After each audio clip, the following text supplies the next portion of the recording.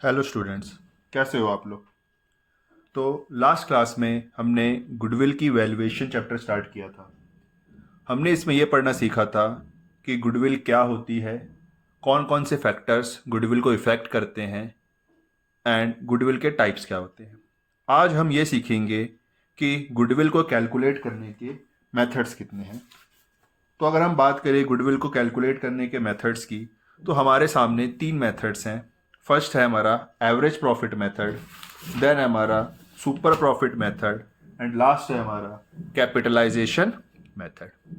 अगर हम बात करें एवरेज प्रॉफिट मेथड की, तो एवरेज प्रॉफिट मेथड के भी दो पार्ट्स होते हैं। एक होता है हमारा simple average profit, then weighted average profit.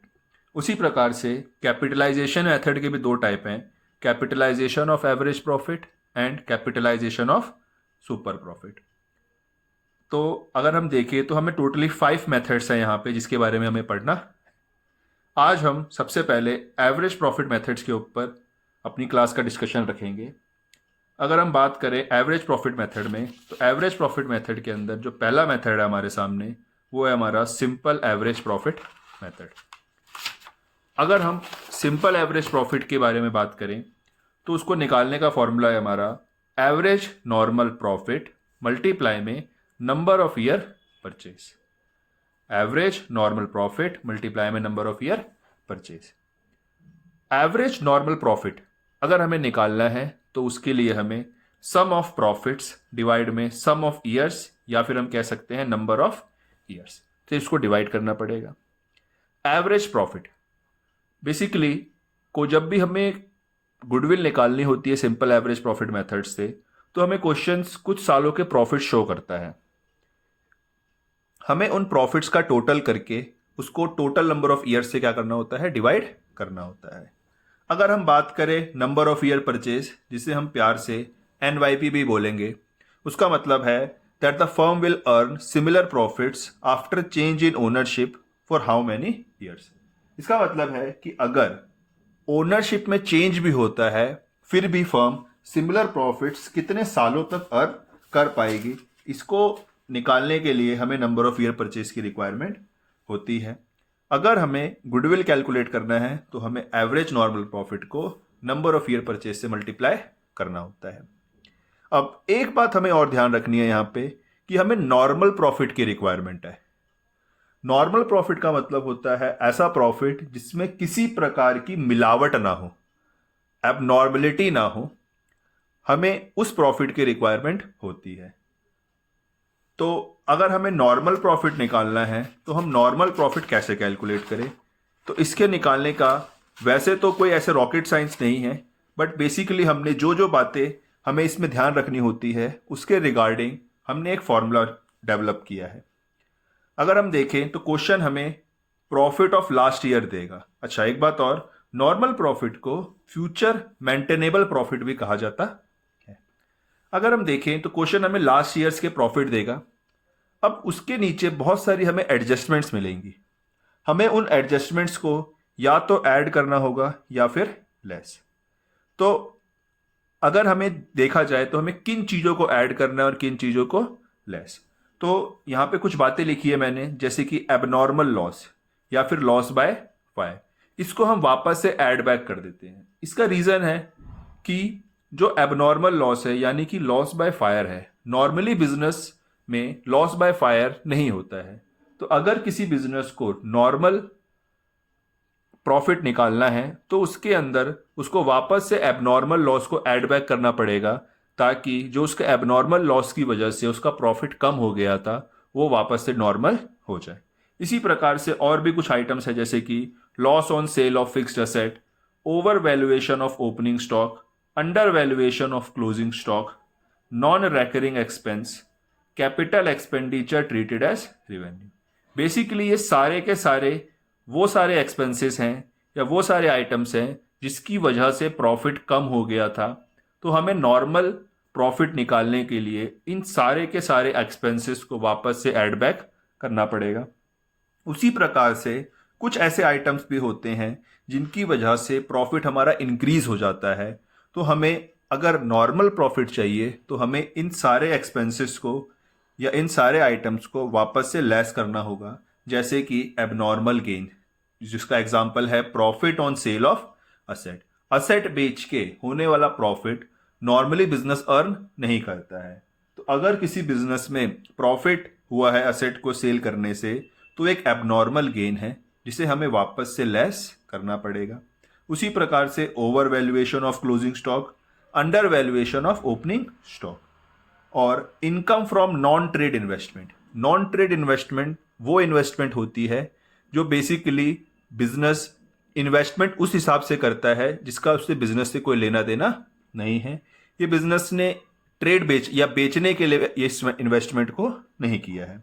Last में है एनी फ्यूचर एक्सपेंसेस, जो बिजनेस को लगते हैं कि बिजनेस में होने वाले हैं।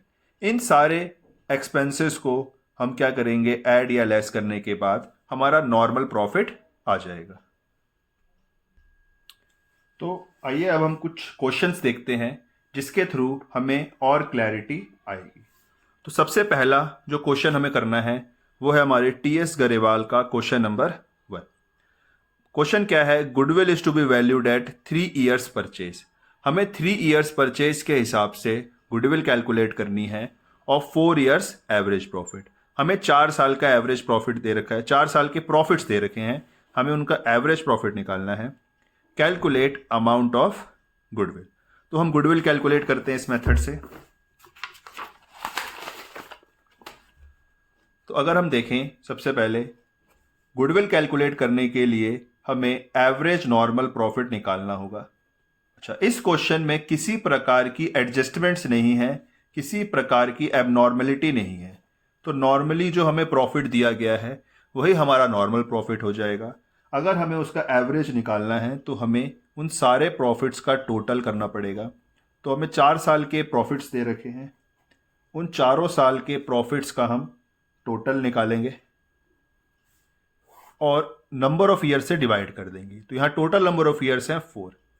तो अगर हम टोटल करते तो 60,000 अपॉन में 4, इसको हम सॉल्व करेंगे तो हमारा एवरेज प्रॉफिट आ जाएगा 15,000।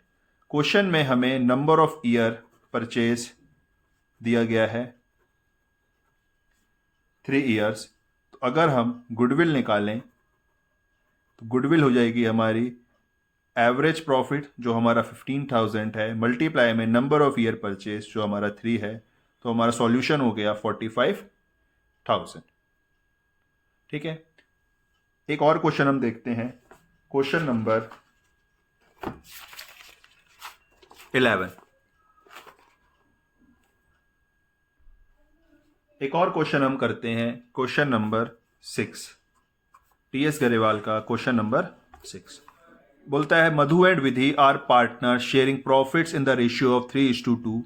दे decided to admit Manu as a partner from 1st April 2023 on the following terms. Manu will be given 2/5 share of the profit. Goodwill of the firm will be valued at 2 years purchase. ये हमारा number of year purchase दिया है। Of 3 years normal average profit, हमें 3 साल के average profit का इस्तेमाल करना है। हमें 3 साल के प्रॉफिट्स दिए गए हैं। अच्छा, इन क्वेश्चंस में कुछ हमें एबनॉर्मलिटीज़ दे रखी हैं, हमें उसको भी कंसीडर करके चलना पड़ेगा। कैलकुलेट करनी है हमें वैल्यू ऑफ गुडविल। तो आइए निकालते हैं इस क्वेश्चन को।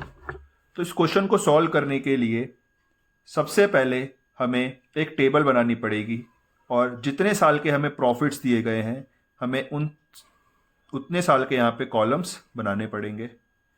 तो हमें इस क्वेश्चन में 3 साल के प्रॉफिट्स दिए गए हैं, तो हम उन 3 साल के प्रॉफिट्स का यहाँ पे अलग अलग लिख लेते हैं। 2023, 2022 एंड 2021, ये हमें ईयर्स दिए गए हैं। फिर हमें क्वेश्चन में प्रॉफिट बताया गया है कि 2023 में फर्म ने अर्न किया है 30,000 का प्रॉफिट, 2022 में अर्न किया है 80,000 का लॉस, एंड देन 2021 में 1,10,000 का प्रॉफिट्स। इसके साथ क्वेश्चन ने हमें कुछ एडजस्टमेंट्स दी है, तो हमें उन एडजस्टमेंट्स को कंसीडर करके चलना पड़ेगा।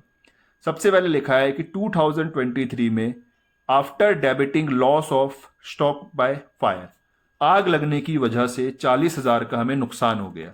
तो इस नुकसान को, ये एक प्रकार का एबनॉर्मल लॉस है, तो एबनॉर्मल लॉस को वापस से हमें ऐड बैक करना होता है। क्योंकि इसकी वजह से प्रॉफिट कम हो गया होता है, जो कि नॉर्मल प्रॉफिट निकालते टाइम हमें ऐड करना चाहिए। तो हमें एबनॉर्मल लॉस दे रखा है 40,000 का, जो हमने यहाँ पे ऐड कर दिया 2023 में। देन अगर हम 2022 में एडजस्टमेंट्स की बात करें तो 2022 में बोला गया है कि एक voluntary retirement compensation paid ₹1,10,000। Company ने, पार्टनरशिप फर्म ने ₹1,10,000 का वॉलंटरी कंपनसेशन पे किया है। वॉलंटरी कंपनसेशन का मतलब होता है कि कभी कभी कोई एम्प्लॉय बीच में रिटायरमेंट ले लेता है तो बिजनेस को कुछ एक्स्ट्रा पैसे उसको पे करने पड़ते हैं। नॉर्मली बिजनेस को ये एक्सपेंस नहीं करना पड़ता है, इसलिए ये एक प्रकार का एबनॉर्मल एक्सपेंस है। तो इसको वापस से बिजनेस ऐड बैक करेगा नॉर्मल प्रॉफिट निकालने के लिए।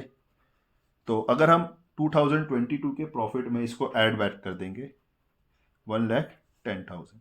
इसी प्रकार थर्ड ईयर में हमें बोला गया है कि gain on sale of fixed asset 30,000 का हमें गेन हुआ है फिक्स्ड एसेट को बेचने से। अगर हम बात करें, ये एक प्रकार का एबनॉर्मल गेन है। एबनॉर्मल गेन की वजह से प्रॉफिट इंक्रीज हो जाता है। तो अगर हमें नॉर्मल प्रॉफिट चाहिए तो इस एक्सपेंस को हमें वापस से लेस करना, इस इनकम को वापस से हमें लेस करना पड़ेगा।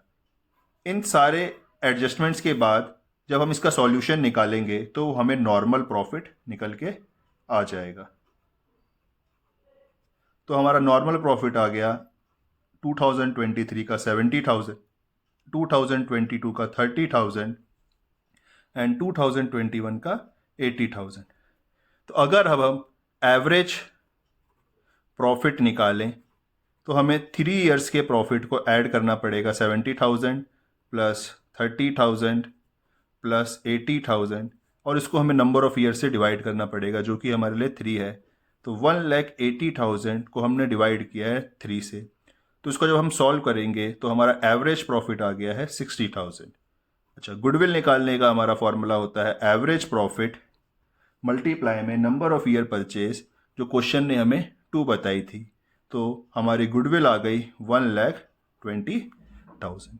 तो इस प्रकार से हम सिंपल एवरेज प्रॉफिट मेथड के सारे क्वेश्चंस अटेम्प्ट कर सकते हैं। अगर किसी भी क्वेश्चन में आपको डाउट आता है तो आप मुझे कमेंट सेक्शन में बता सकते हैं। अगला जो मेथड हमें सीखना है उसका नाम है वेटेड एवरेज प्रॉफिट मेथड। तो अगर हम वेटेड एवरेज प्रॉफिट मेथड की बात करें तो उसमें गुडविल निकालने का हमारा फॉर्मूला होता है वेटेड एवरेज प्रॉफिट मल्टीप्लाई में number of year purchase. Number of year purchase बिल्कुल वैसे ही है जैसे हमें पहले पता था। उसके आगे अगर हमें वेटेड एवरेज प्रॉफिट निकालना है तो उसका फॉर्मूला है हमारा total of weighted profits divide में टोटल ऑफ वेट्स। एक बात जो हमें इस क्वेश्चन के अंदर ध्यान रखनी होती है कि more weights is assigned to latest year profits. अगर क्वेश्चन हमें 3 साल के प्रॉफिट देता है तो हमें लेटेस्ट ईयर के प्रॉफिट को सबसे ज़्यादा वेट्स प्रोवाइड करने हैं। ये method simple average profit method के मुकाबले में ज़्यादा बेटर मेथड होता है, क्योंकि सिंपल एवरेज प्रॉफिट मेथड में हम हर साल के प्रॉफिट को सेम इंपॉर्टेंस प्रोवाइड करते हैं, जबकि वेटेड एवरेज प्रॉफिट मेथड में जो लेटेस्ट ईयर का प्रॉफिट होता है उसको ज़्यादा इंपॉर्टेंस प्रोवाइड की जाती है, जो कि रियलिटी में भी ऐसा ही होता है कि जो प्रॉफिट के ट्रेंड्स होते हैं वो लेटेस्ट ईयर के हिसाब से ही चेंज होते हैं। तो सबसे बेटर मेथड अगर हमें simple average profit method and weighted average में कंपेयर करना हो तो वो हमारे लिए वेटेड एवरेज प्रॉफिट मेथड होगा। अब इसका हम एक क्वेश्चन देखते हैं ताकि इसमें हमें और क्लैरिटी आ सके। तो इसके लिए हम टीएस गरेवाल का क्वेश्चन नंबर 11 करके देखेंगे ताकि हमें इस क्वेश्चन की, इस मेथड की क्लैरिटी आ सके। अगर हम देखते हैं तो हमारा क्वेश्चन है क्वेश्चन नंबर 11 कि हमें 5 साल के प्रॉफिट्स दिए गए हैं 2019, 2020, 2021, 22 and 23। Calculate value of goodwill on the basis of 3 years purchase. हमें 3 इयर्स परचेज के हिसाब से weighted average profit after assigning weights of 1, 2, 3, 4 and 5। हमें 5 वेट्स दिए गए हैं। एक बात हमें ध्यान रखनी है कि सबसे लेटेस्ट ईयर हमारा 2023 है, तो सबसे ज़्यादा वेट हम इसी को देंगे। उसके बाद हम उससे पिछले वाले ईयर को, फिर देन उसके पिछले वाले को, एंड उसके पीछे, और उसके फिर पीछे। तो सबसे ज़्यादा वेट हमने लेटेस्ट ईयर के प्रॉफिट को असाइन किया है। हमें गुडविल कैलकुलेट करनी है। तो अगर इस मेथड का क्वेश्चन आता है तो हम सॉल्व कैसे करेंगे? तो सबसे पहले हमें 2-3 कॉलम्स बनाने पड़ेंगे। पहला हमें प्रॉफिट्स का कॉलम बनाना है, ठीक है। देन हमें वेट्स का कॉलम बनाना है, एंड देन हमें प्रोडक्ट का कॉलम बनाना है। सबसे पहले हम लेटेस्ट ईयर का प्रॉफिट रखेंगे, जो कि हमारा 18,000। इसमें आप एक कॉलम और बना सकते हैं ईयर्स के नाम का। ईयर्स में सबसे पहले आप 2023 जो लेटेस्ट ईयर है, देन 2022, 2021, 2020 एंड 2019। सबसे पहला जो प्रॉफिट हमें लेटेस्ट ईयर का रखना है, जो कि है हमारा 18,000। देन 2022 का हमें प्रॉफिट गिवन है 25,000, 2021 का 30,000, 2020 का 24,000 एंड 2019 का 20,000। हम फिर वेट्स असाइन करेंगे। सबसे ज़्यादा वेट हमें लेटेस्ट ईयर के प्रॉफिट को देना है। देन आफ्टरवर्ड्स वेट्स डिक्रीज होते जाएंगे। फिर हमें प्रोडक्ट निकालना है। तो अगर हम प्रोडक्ट हमें प्रॉफिट्स को और वेट्स को मल्टीप्लाई करके निकालना है, तो 18 इंटू 5 हम करेंगे तो 90,000, 25 into 4 1 lakh, 30 into 3 90,000, 24 into 2 48,000 and 20 into 1 20,000। फिर हमें वेट्स का टोटल एंड प्रोडक्ट का टोटल यहाँ पे निकालना पड़ेगा। तो अगर हम वेट्स का टोटल निकालेंगे तो 15 आएगा, एंड अगर हम प्रोडक्ट का टोटल निकालते हैं तो 90,000 plus 1 lakh plus 90,000 plus 48,000 then 20,000। तो हमारे वेट्स प्रोडक्ट का टोटल आ गया है 3,48,000। फिर हमें निकालना है एवरेज